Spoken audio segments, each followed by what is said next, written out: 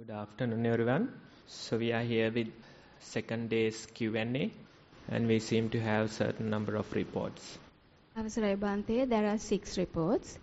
Report number 1, Venerable Bhante, sitting session, was able to be mindful of the breath. Notice the following characteristics mainly: length, temperature of each breath, the different portions of air going through each nostril, how the breath thinned out progressively. Watch the transition point from in-breath to out-breath. Even though there were pains in the limbs, they felt like separate entities. As the meditation progressed, the concentration felt as if it was elevating in space. Walking meditation. Observed how the foot came into contact with the floor, the moisture and temperature differences that took place with each step. Observed how the occasional pebble got stuck in the sole, how the sensations changed, and how the mind reacted to such changes. Much merit. Yes, now the primary object, whether it's the breathing or whether it's the steps in the walking, you try to get closer to the primary object and observe the characteristics of the primary object. So that is important. When you meditate, you have to make sure that you observe the characteristics of the primary object. There is nothing there. People ask, why are we observing such details of the primary object? Some people wonder why do we pay so much attention to the breathing? Those type of questions come. I remember one time I was asking someone for the details that they have observed, and after thinking for a while, that person said, out-breath is polluted than the in-breath. That's science knowledge, carbon dioxide is added. So they wonder what are the details this monkey is asking. Yes, but when you pay attention to the breathing, those details are simple. When you pay attention to the steps, simple details are there. By observing them, by anchoring our attention towards them, by putting our mind to work to observe those details, in a way we anchor into the present moment. That's the very idea. Otherwise, there is no real magic in the breathing. But what we do is we simply utilize our mind in this simple task, observing the characteristics of this object, the breathing or the steps. And more details you observe, more present your mind will be. So that's the very idea. Even in your daily life, try to approach them slowly, mindfully, and try to pay attention to those activities. You have to intentionally pay attention. Otherwise, it's like, the machine works. We do things with the power of habit, but we don't really pay attention to them. That's why in this practice, we approach these things differently, and we try to pay extra attention while doing them. Even some people, they experiment with the walking. They walk forward without turning, they walk backward. And when you experiment like that, you can see walking forward requires less attention, but walking backwards, you don't know where you are going, so you have to be extra attentive walking. Right? So those things, you can experiment with them and see. Brushing your teeth. When you brush with your prominent hand, you don't even know what's happening. The brushing program is executed. That's what's happening. But let's say you brush with the other hand, the less prominent hand. Then probably each and every movement you have to consciously do. Right? So these things, these experiments, we can use them to be more mindful in our daily lives.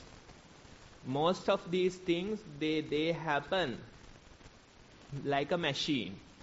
Very little attention is given to them. But as meditators, we try to approach these activities and we try to see how we can pay extra attention, how we can engage with these activities. In neuroscience, they are saying default mode network, DMN. They are saying whenever we are doing these repetitive tasks, this default mode network, DMN, is active. And it's more like unmindfulness. Your brain is functioning but without real attention. Like power of habit, it is simply continuing. So this default mode network, it is involved with stress, it is involved with anxiety, it is involved with fight and flight response. All these things are there. But you have to break it. You have to intentionally engage in the activity at hand, and that takes some effort, that takes some practice, but gradually, little by little, you become better at it. So that's the very idea. And even let's say the breathing, you can see the point where in-breath is ending and out-breath is starting. Out-breath is ending, in-breath is starting. This point you can feel. Usually it's not black and white, it's more like a gray area. You feel the sensation and you can feel that sensation is no longer there. Then a fresh one starting. Right? So those are good observations. When we get closer to the object, we can see all these details and we can see how this breath is evolving. The breath is changing. But our ignorance will say it is the same. It's our ignorance that's talking. So we pay extra attention and we start to realize how rapidly the breath is changing. Some people, they observe and they say no two similar breaths. It is changing that rapidly. So it's about paying attention and observing, and when you observe, you get closer and closer to the truth. That's the very idea. Report number 2. Dear Bhante, one of my friends told me that no need to explain the sitting meditation experiences until you get the same experience for at least 2 weeks. Is there any rationale behind this? Kindly requesting Bhante's advice. Yes, you have to get your friend to ordain. Yes, bring them to a monastery and get them to ordain. And ask them to stay at least 2 weeks without disrobing. Yes, that type of a challenge you can give. Right, so getting advice is crucial. And you have to know to get advice from the proper place. Most of the meditators, their problem is they don't have proper advice. And they get advice from friends, family. I don't say they are trying to do any harm, but they are not professionals in the field. So you have to make sure that your meditation is supported with proper advice. I remember one person, maybe like few months ago I met that person, has meditated many years ago, probably like 5-6 years ago, has meditated, and due to a simple doubt that arises in the meditation, this person has given up the whole practice. And in the discussion they are saying that I felt this doubt in my practice, so I stopped. Yes, so after many years they are returning to the practice and they are asking the same question. Same question that they have felt maybe like many years ago. It's a simple one. It is natural to most of us. We all feel it in our meditation. So you can see the damage that has done without proper advice, they got carried away. Without proper advice, they got fearful of the practice. So it's important that you get proper advice. The frequency you can decide. For the beginners, we say they should be reporting every week or so at least. For the beginners, if they are residential in a retreat like this, we suggest that they report every day. Right? So that way you have to get proper advice. Advice is important. Especially if you are getting right advice, then practice, it won't take so much time. If you get wrong advice, then what happens is, probably it will be postponed for many eons even.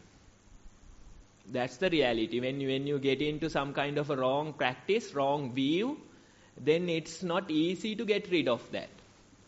It's not easy to recover from that. So frequent advice is necessary. And also when you are listening to these type of discussions, you have to listen attentively and figure out what is the correct advice for you. This is a group discussion, no? So sometimes senior meditators, seasoned meditators, they get certain advices that are given to beginners and they start practicing that. Right? So those type of confusions are also there in a discussion. So that's why wisdom is important. We have to listen wisely. That's the very idea. Right? So you develop your confidence with repetitive practice and with the assurance that is given by the teacher. That's the very idea. And after some time, let's say after few months, few years of practice, then when you have the confidence, there is no real urgency to report. But you can still be humble, reporting your experience every now and then. Right? This is all about showing you the proper path and developing your confidence about it. Most of the questions, doubts, they are natural in meditation, and when a wrong idea is given, maybe it drags for even many months. For example, let's say the simplest one would be concentrating on a single object. Now when we tell that to a beginner, they of course experience friction. They feel that so many thoughts are flooding, I can't concentrate on a single object. Right? They think their meditation doesn't work. They think that they don't have enough merits. All those doubts, questions come. But if we introduce them the practice as mindfulness, and if you tell them, be mindful, thoughts are coming, that is natural, but among these thoughts, you have the ability to notice the breathing. Among all the other distractions, you have the ability to notice the steps. That's what we are practicing. And when you practice, as an added advantage, you can be closer to the breath.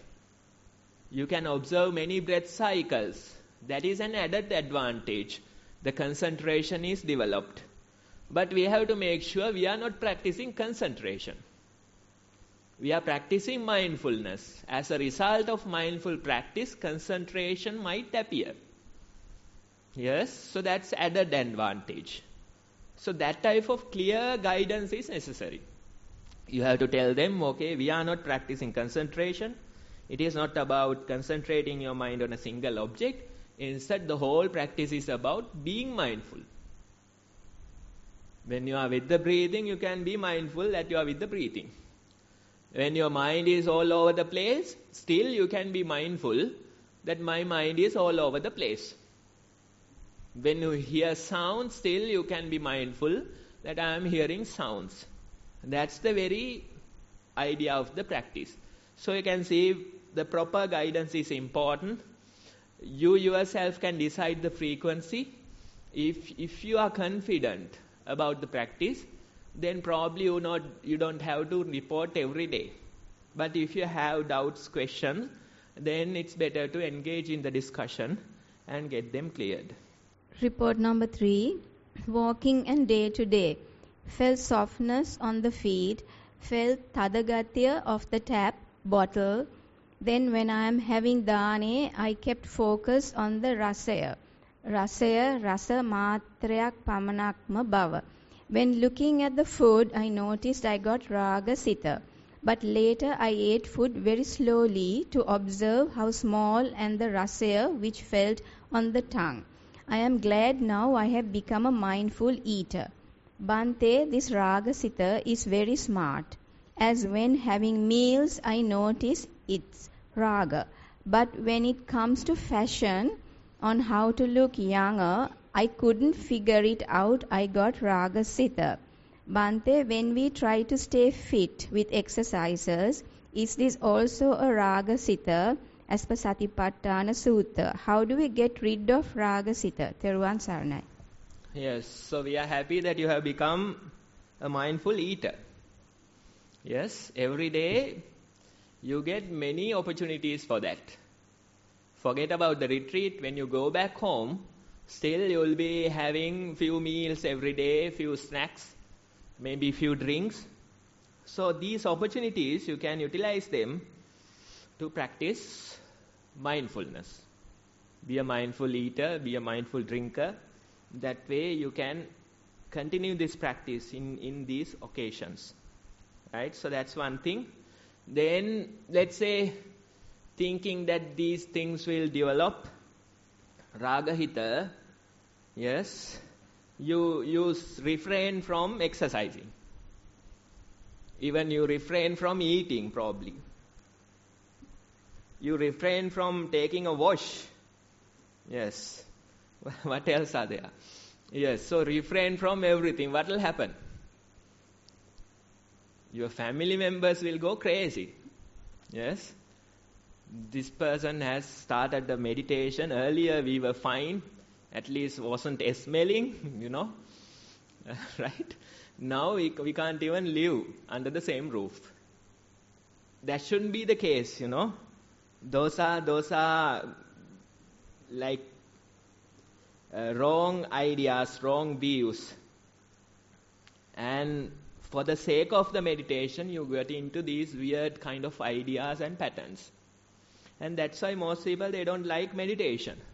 They don't even recommend their family members going for such events. Why? This is the very reason. Most of the people, they get into wrong ideas, they get addicted into wrong patterns, and they can't function as usual. So those type of views are closer to Niganta teachings. It is not about Buddha's teachings, right? Refraining from clothing. You go around naked because there is attraction towards the clothes that you wear. Yes, then eating meals, there are certain limitations for them. They don't eat anything that's offered to them. They say, this offered thing is not good because I have attraction towards it. So they have to randomly find a meal. Right? So all those things, wrong views, and they come under the name of meditation. And if you get addicted to such things, it's not good. So Buddha says you have to wear clothes. That is necessary. You have to maintain that.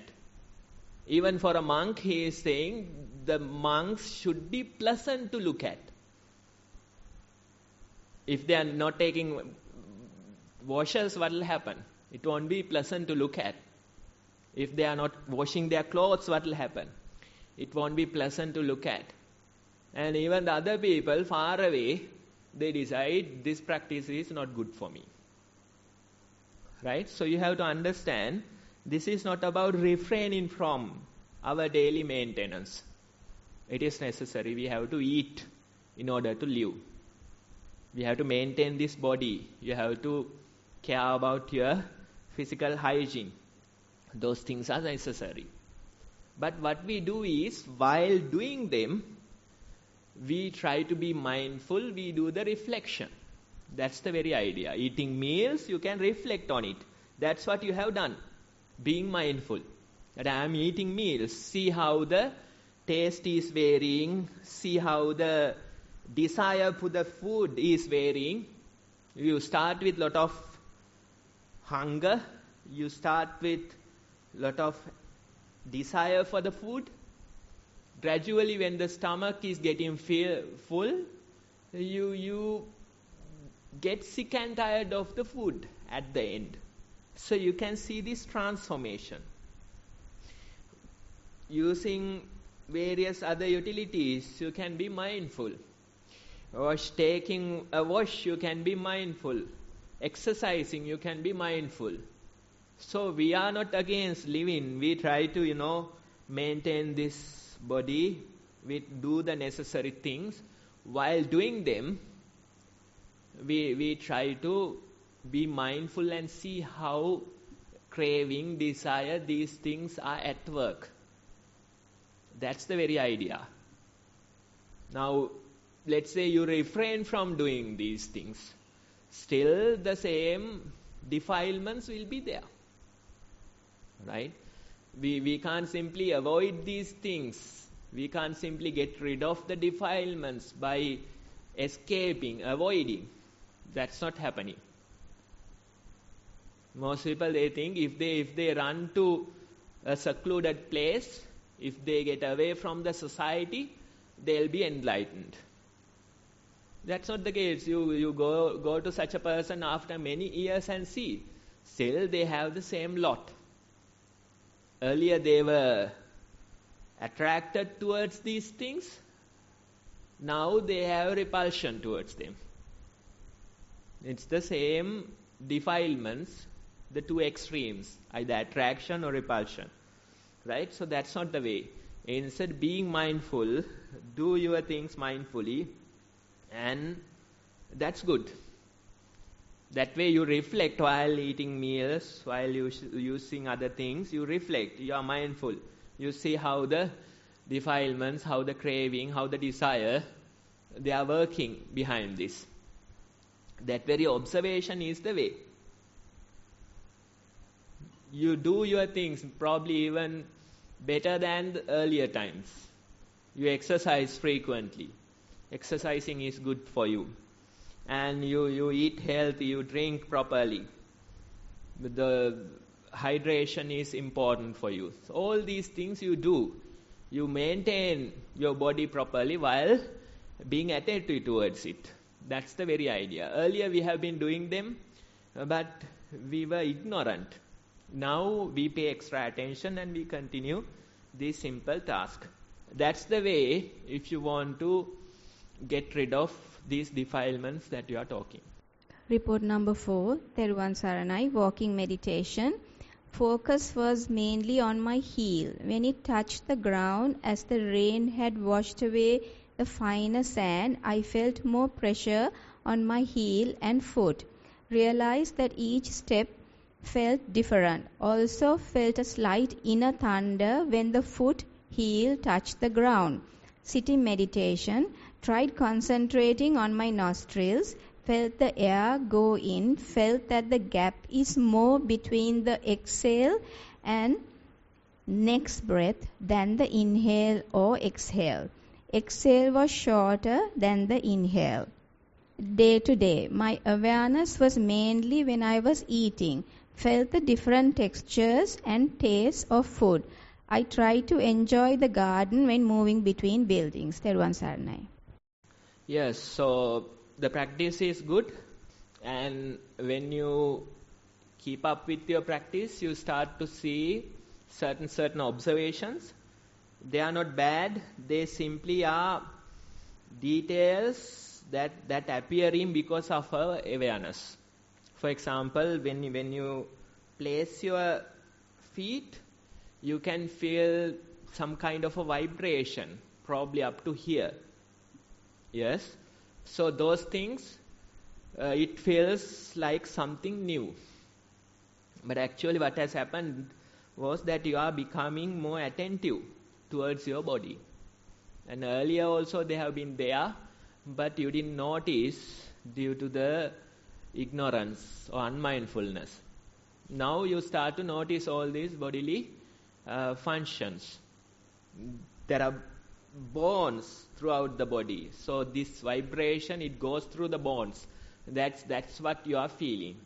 Even in your body, there are so many different activities. Maybe like 5-6 factories running simultaneously.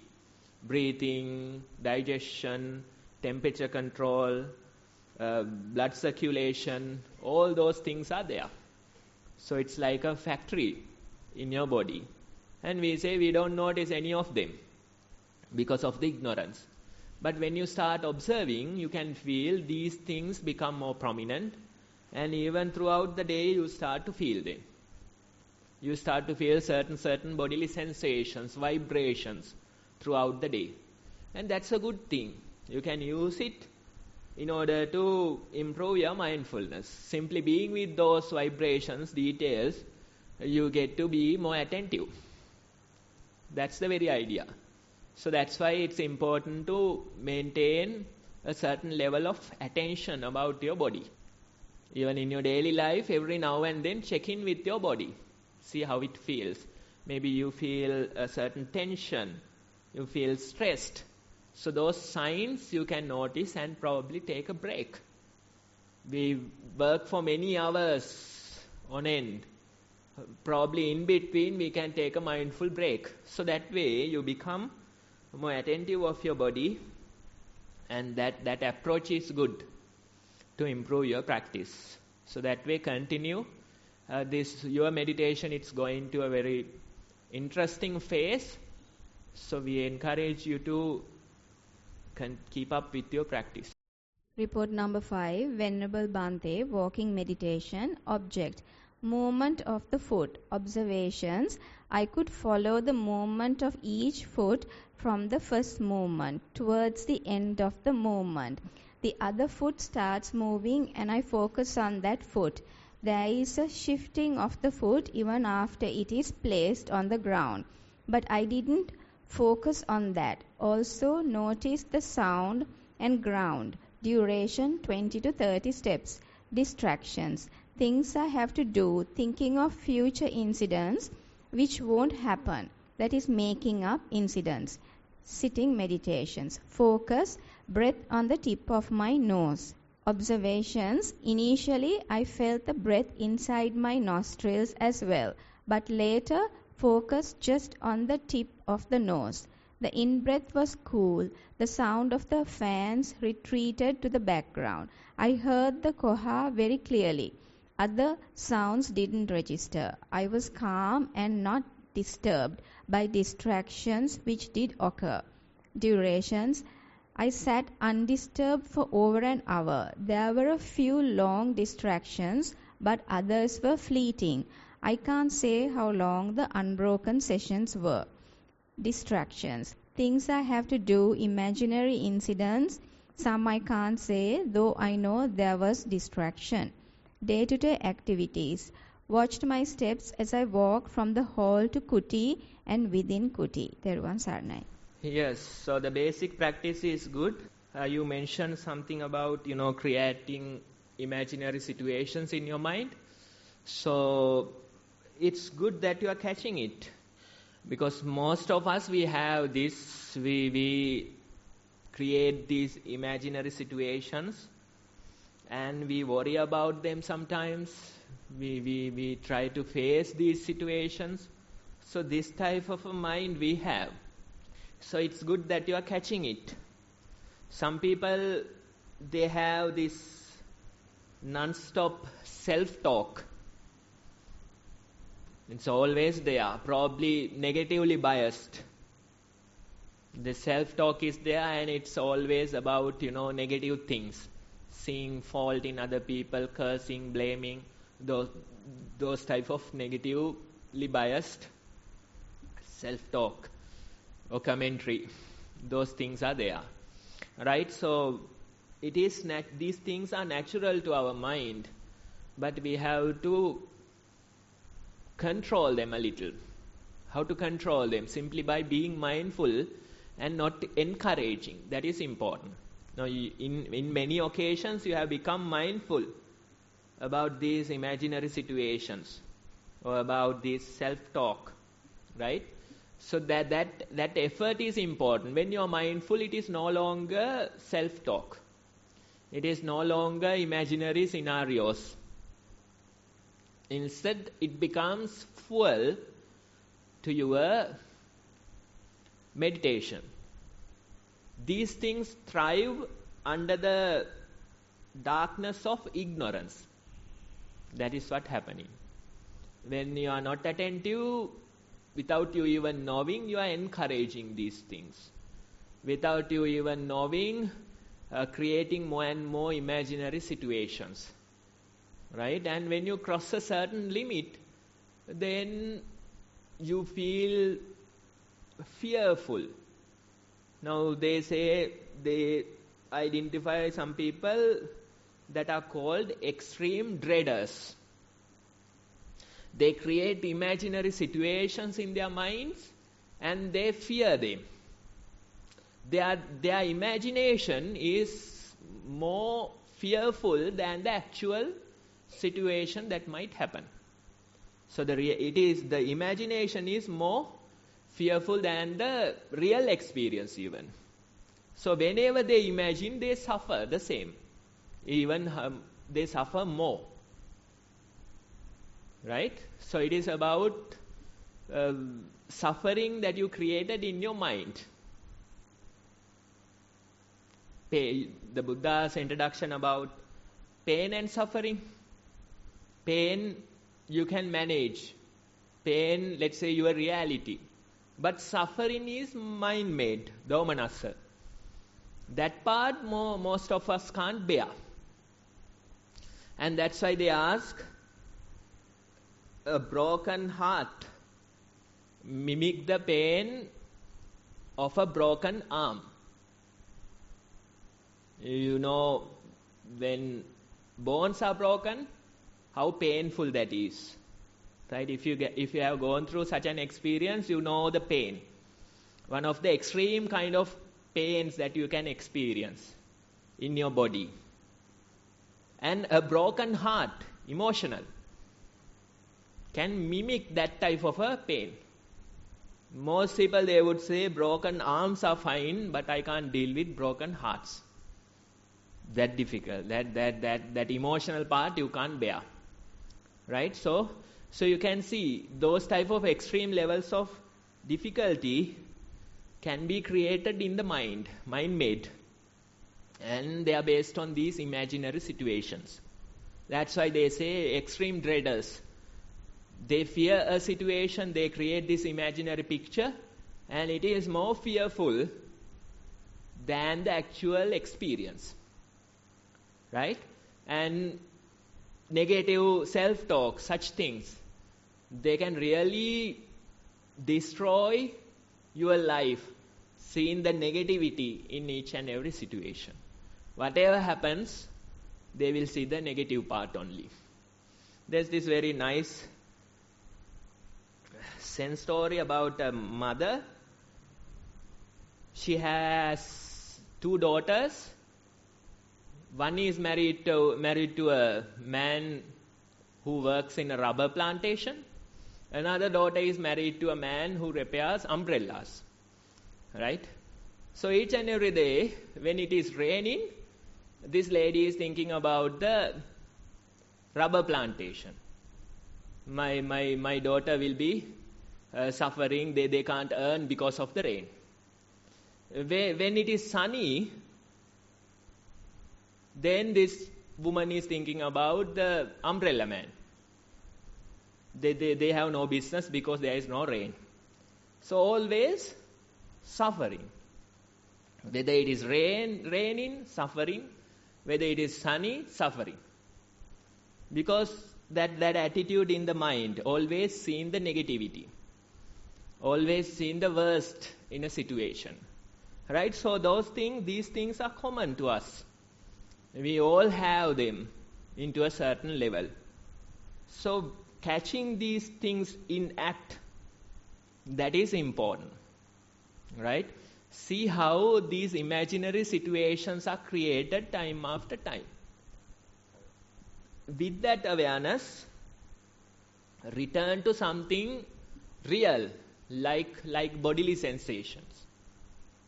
That's important. We can verify the body. The mind-made things we can't verify. So we acknowledge that these imaginary situations are there. We acknowledge that this negative self-talk is there. With that awareness, we return back to something real, which is more like a bodily sensation. Or even surrounding sounds. Right? So that way we repetitively catch these things in action. So in your meditation you have done it many times. That's a good thing. And this way of explaining, this way of reporting is enough. You don't have to explain those imaginary situations. That is not necessary. You keep them personal, private. That's fine. But still, you can catch them in the act, and time after time, you become mindful, you get grounded in your body. Right? So this approach you might have to do for many months, many years. But when you do it, gradually you realize you are becoming better at it, and these imaginary created situations, they lose the power they have. It takes time, because you have to understand for maybe many decades you have been encouraging this process. Now when you get into meditation, you can't suddenly expect for miracles. That's not the case. Instead, painfully slow. The practice is painfully slow. But this is the only way. There is no other option, no other way that we can recover from these things. So try to continue your practice. And whenever you catch these things in action, with that awareness, ground yourself to the body. That way we have to do this practice for many weeks, many months ahead. Last report number 6, sitting meditation. Objective: observe unintentional breathing. There was progress today as I was able to start with intentional breathing and slowly observe it turning into an effortless thing. But I wasn't able to continue it for a long time. Question: does mindfulness result in getting rid of bad, careless thoughts? Would you like to answer that? The final one, it's not clear. Question: does mindfulness result in getting rid of bad, careless thoughts? Right. So, first part, now, initially, for many beginners, the breathing becomes effortful. You force your breath. That is natural, because we act more like the creator of this world. Right? We feel like we are the creator. So we have to interfere with whatever that's happening. This interfering you have practiced for many decades, many years. Whatever other people are doing, you want to interfere. Whatever family members are deciding, you want to interfere. Whatever you see, you want to interfere. That type of like a creationist. You feel like you are the owner, you are the creator of this whole thing. And according to that view, you take responsibility as well. Right? So that's why when you start meditating, you feel like the breathing becomes effortful. The walking becomes artificial. All these things happen. That is natural. We try to interfere with the breathing. We try to interfere with the walking. We have been walking for many decades, but now you can't walk. You have been breathing for many decades, now you can't breathe. Because you are trying to control it. That's natural. That's how the beginners start. But gradually, you become better at it, and you can see this natural breathing, effortless breathing.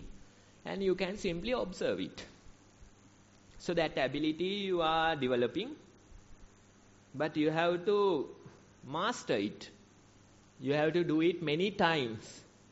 So in this report you are saying you got only a very little opportunity. That's fine. You can do the repetitive practice, do the daily practice, and you have to master this. That's the very idea.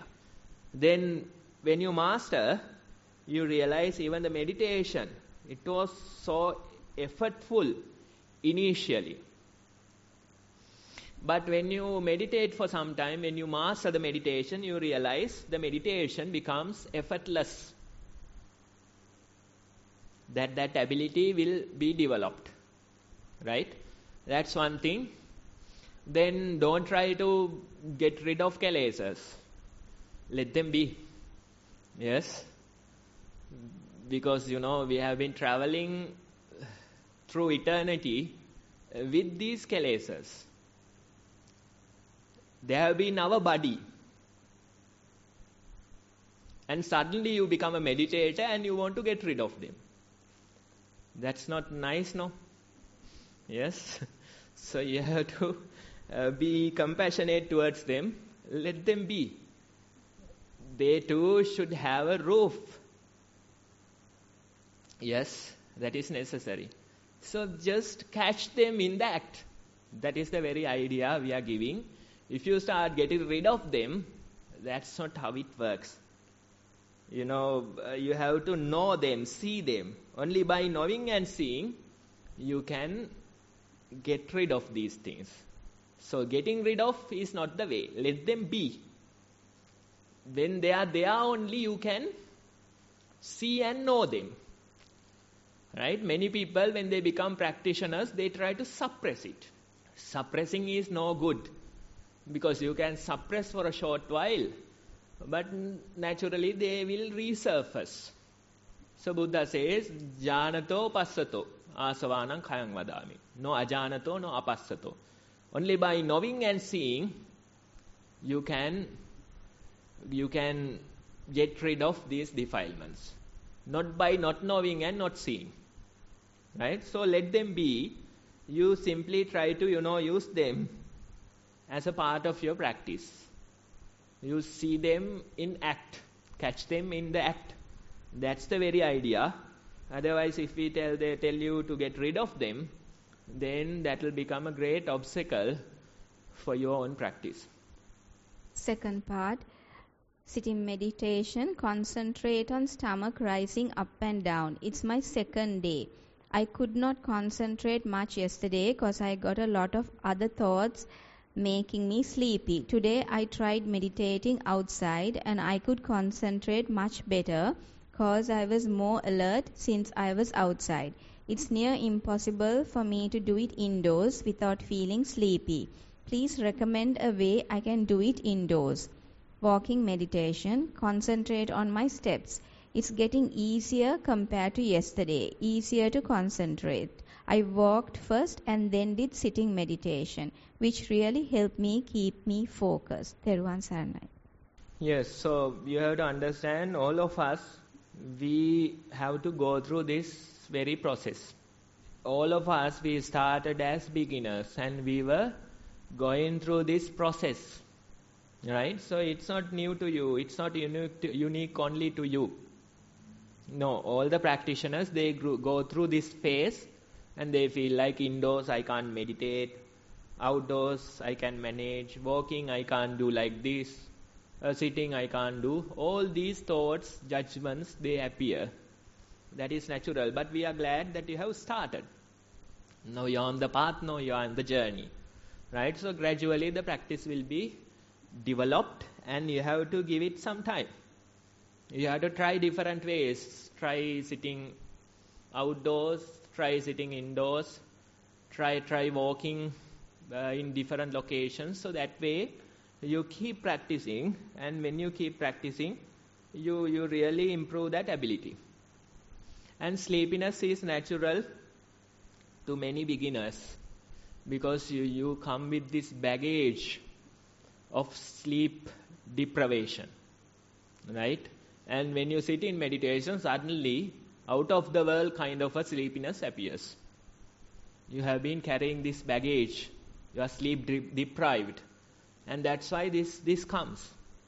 So you feel like it is because of the practice. No. You have been carrying a baggage and now at least you are relaxing. Some government people like education, those type of people, they come there for a, let's say, 1-day retreat. We introduce the practice, we get them to sit in meditation. What will happen? Within few minutes, they fall asleep. Some people goes like that, right? So then 20-30 minutes they sleep, they wake up, they say practice doesn't work because I fall asleep. But you have to tell them, we are happy that at least you got a break. At least you got an opportunity for a little nap. You have been sleep deprived for many months, many weeks. And due to the program, you got a break. So that's something nice. They don't get to sleep at their homes, at least they come to a retreat center, have a nap. Yes. Maybe yoga, you have done savasana. You know savasana? That's like a corpse pose, right? So when you practice savasana, it is not for sleeping, right? You use a yoga mat or like the floor and you lie down on your back and be like a corpse. Be like Andaremala. Yes? And simply be aware in that posture. It is very relaxing. But most people, they can't be awake in that posture. Soon they come into that posture, they fall asleep. Right? But with repetitive practice, you develop the ability to be in that posture and be awake. And you have to make sure that the ground is not too comfortable. If you lie down on a bed, then no other option, you will fall asleep. But let's say a yoga mat, it is not so comfortable. That type of a place, when you practice savasana, little by little, you can develop the ability to stay awake in that posture. And let's say after a long day, you get to home, you simply lie down on the ground for 15-20 minutes. You stay in that posture awake. And it is so relaxing. It is so relaxing, you feel that your stress is evaporating. You fall asleep, that's a different matter. But when you practice again and again, you are able to stay awake in the posture, and that feels so relaxing and comfortable. So these abilities you have to develop little by little. We only know the sleepiness. That's the known relaxation. That's all we know. But when in the practice you have to identify, you come to know a different kind of a relaxation, which is based on awareness, not on ignorance. Right? So that part you have to understand with the repetitive practice. Yes. So the reports are over. Any doubts, questions if you have, we can take few minutes. I got about 3 questions, if that's okay. Can I ask the 3 questions? We'll start with one. Yes. Okay. You said that in the sitting meditation you concentrate on the breath, right? But sometimes you get like this kind of emptiness. So do you not concentrate on that also? Is that not something to concentrate on? No, you start with the breathing. Naturally, your mind will go into emptiness. If you start concentrating on emptiness, then probably that's a good way to get a headache. Yes? So you start with something known. And gradually you allow your mind to go into the unknown. That's how the practice will develop. But throughout the meditation, like as the meditation progresses, do you still concentrate on the breath, or can you concentrate on No, the... I'm saying it is not up to your control. It is not intentional. It will happen naturally. You start with breathing, and naturally it will evolve into different kind of experiences. It's not about doing. It will happen. Can I ask my second question? Sometimes thoughts arises, like you said, and you said to be aware of those thoughts. Is that not part of the Vipassana meditation also? Like you become aware of thoughts, and if that is Vipassana, how does that get rid of ignorance? How can you use it to get rid of ignorance? Yeah, so those type of things you have to, we have been discussing even in this session, right? So earlier our attention goes outwards, but in the process we try to direct it inwards. Earlier you have been going with your thoughts and proliferating. Now you identify them as thoughts. Do you see a difference in that? That approach is different. Do you see a difference in that? Is that Vipassana meditation? No, I'm asking the question. Do you see a difference in that? Yes, Earlier versus now? Yes. Yes. So that very difference you can say Vipassana. Right? But how do you get rid of ignorance from that? The very ignorance. Earlier you weren't aware, now you are aware. Momentary ignorance you have gotten rid of. Next moment again the ignorance comes. As a question probably. Yes? And again we get caught. That's fine. For a second, for a moment, we can be aware, momentarily we can get rid of the ignorance. Right? That's a good thing. That's how we have to start. Little by little. But then Buddha said that through Vipassana you can get enlightened, right? So how do you get that enlightened kind of rationality and get rid of complete ignorance from that? Forget about getting enlightened. At least you can manage your day. Isn't that enough? You can live without stress, anxiety, at least lowered stress. Isn't that enough? Right? So you have to appreciate what's given. Otherwise, simply your mind is not ready to accept the present moment. You are thinking about an enlightenment far, far away. But do you see any benefit with your daily practice? That's what you have to appreciate. When you start appreciating that becomes very enlightened. The moment you are enlightened, next moment again the defilements arise. Right? So forget about achieving those milestones. Simply be appreciative of today. Simply be appreciative of today's practice. I did meditation for 20 minutes and for like couple of hours I feel less friction. That's something important. That's something valuable. So that type of approach you have to take. Otherwise we can, argue how to achieve enlightenment, how to go there, how to become enlightened. All those thought processes are there. But it is not helping your practice. Right? So you have to appreciate what's in the present moment. I have done meditation today and I feel little comfortable. I can manage the life with less friction. I don't get so angry dealing with other people. So that becomes your very nibbana. Comparatively you are better off. Even Venerable Sariputta says, see the nibbana comparatively. Compared to yesterday, you are better off today. Compared to earlier, you can be much more peaceful in the moment. So you are progressing towards that path. Try and see. My third question is like... I thought all the three are over. No. One more is left? Yeah. My third question is like, I have read somewhere that certain monks take vow to wear rags. So how does that fit into the pleasantness of monks take a vow to wear rags? Robes? Rags. No, like wool clothes. Like torn and like not fresh, right? Is that true?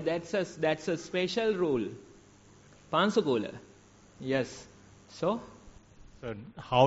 isn't that very unhealthy? Isn't that against? They are able to wash it. They can wash it. But the very idea is that you prepare your robe with a thrown away piece of cloth. That's the idea. They can wash it, they can color it, they can use it if they like. You come to the monastery and we will make you a one. Don't you like that? Yeah, I like that. People with many questions, we have to take them inside. You spend couple of weeks there, you forget the entire world along with your questions. And you run for your dear life. Shall we try? Sure. Sure, you have to give a date. Will you come with us tomorrow? Stay for a couple of weeks. I'm employed. Yes, so you talk about Nibbana. But you ask for a couple of weeks, you say, I'm employed, I have work. See the excuses we are giving. I remember one time, a person met Loku Swamin Wahanse. Bhante, I have been looking for you for many years. I had a wish to meditate only now after 50 years.